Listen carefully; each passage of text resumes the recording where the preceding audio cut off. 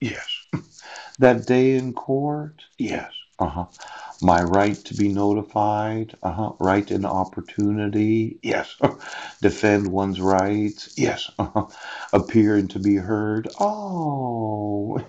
See, I never got that during the dissolution of marriage. I explained that? Yes. And then I didn't get that when you issued protection orders? Yes. I wasn't a resident of the state of Washington. Now, Brent, when you reissued this protection order by minute order, yes, you did. I did not get my day in court because I was on trial. Yes, and the malicious accusation. Now, I'm thinking, yes, that my wife could give me custody of my sons. Yes, and for 8 years right now, this court had said, well, you got to support the woman. But the prejudice against this whole idea of both parents, yes, having their day in court, yes, where the judge listens to what they say. You know, I think there's a real lawsuit here, yes, because I've been accused of being a deadbeat dad, yes, a child abuser, right, right, right. I've been accused of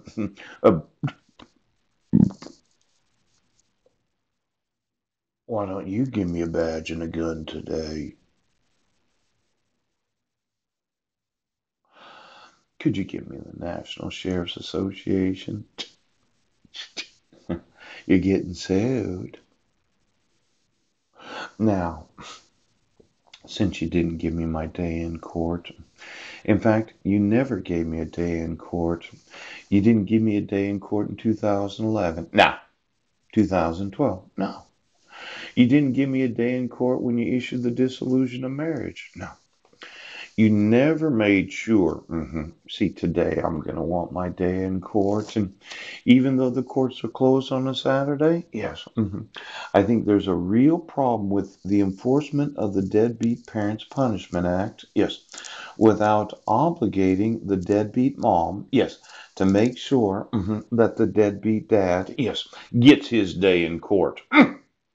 Now, I know. Oh, see, when you really start talking about the dead, yes, there's what's known as the dead man's part. By custom in certain places, the portion of a dead man's estate, yes, set aside for mass services, later that portion set aside as payment for the administrator. And then the portion ranged from 1/3 if the deceased had a wife and children, to the entire estate if the deceased had no wife or children. Yeah. Now, there's this idea of the dead. Dead hand? Yes. Uh-huh. See, I was looking at my dead, deceased great grandfather.